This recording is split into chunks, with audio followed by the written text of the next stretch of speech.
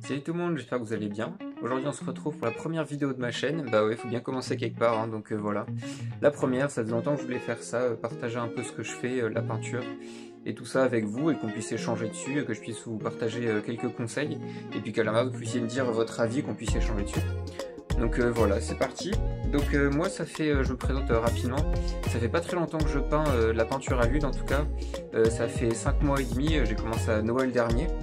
Donc voilà, ça faisait un petit moment que je voulais y mettre et donc voilà, je m'y suis mis et j'ai développé une méthode pour arriver à progresser assez rapidement par la pratique, hein, c'est ce qui fonctionne pour pas que ce soit des dizaines d'années pour apprendre à peindre à l'huile comme les grands maîtres. Alors du coup, j'ai pas un niveau incroyable pour l'instant, mais on progresse petit à petit et on va essayer de faire ça ensemble. Là, vous pouvez voir derrière quelques peintures que j'ai fait, donc là un petit coucher de soleil, un paysage un peu plus elfique, là un lever de terre sur la lune, je me suis amusé à inverser, et un petit paysage marin. Voilà. Donc aujourd'hui, première vidéo, on va voir comment Hubert Robert peint. Donc c'est un peintre romantique du 18e, il a un style très intéressant je trouve, alors très romantique, c'est des ruines en Italie avec des petits personnages habillés à l'époque, et voilà, c'est un certain style qu'on aime ou qu'on n'aime pas, mais il a une façon de peindre très intéressante et que j'avais envie de m'approprier pour la mettre en place dans d'autres peintures plus personnelles. Donc voilà, on va voir ensemble ça, c'est parti. Donc c'est parti pour commencer, j'ai fait un petit dessin en recopiant une photo d'une de ses peintures. Donc on peut voir c'est un grand escalier avec une grande maison derrière et puis quelques personnages devant qui sont devant une fontaine avec une charrette que j'ai rajoutée, des petites statues. Voilà, un paysage classique de ce peintre. Donc j'ai commencé par faire un dessin au crayon à papier pour m'entraîner, pour pouvoir corriger sur le papier en faisant attention à ne pas l'abîmer. Là je vais peindre sur un papier toilé préparé spécial pour la peinture à l'huile, donc c'est très pratique, c'est léger, ça se transporte et puis comme ça on s'encombre pas avec 50 toiles chez soi. Donc une fois que j'ai fait le dessin, là on voit je le repasse avec un feutre très fin, une mine de 0,5 mm pour juste avoir un petit trait noir histoire de voir après quand je vais peindre quelque chose et pas avoir le crayon à papier qui vient baver dans la peinture. Donc là je commence la sous-couche, donc je prends un mélange de terre d'ombre brûlée, d'ocre et de terre naturelle pour avoir quelque chose de très d'assez clair, de marron, mais de marron clair assez lumineux qui correspond bien à la peinture. Ensuite je viens ajouter les ombres en rajoutant du terre d'ombre brûlée dans mon mélange précédent, donc je garde quelque chose de très liquide, de transparent pour continuer de voir le dessin à travers. Donc là on voit que je marque les ombres.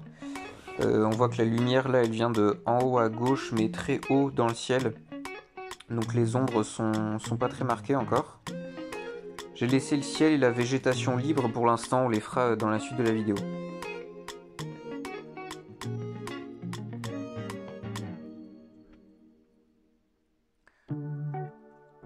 Ensuite je m'attaque à la maison derrière en ajoutant quelques détails.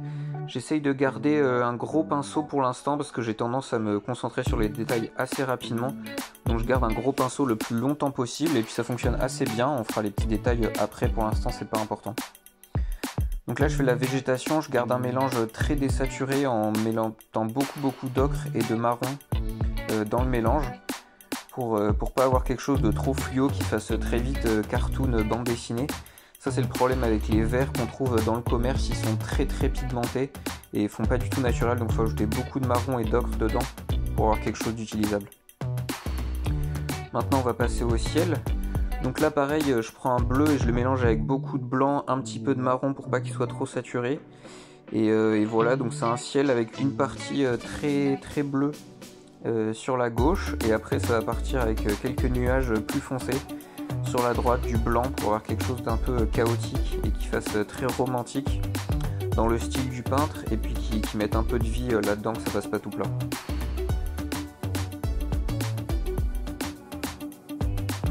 Bon là on peut voir que je galère un petit peu à faire le contour des arbres, j'aurais peut-être dû les faire dans l'autre sens entre le ciel et les arbres, ça aurait été plus simple mais bon, on corrigera pour la prochaine fois et puis pour l'instant c'est pas très grave, ça m'entraîne avec le gros pinceau.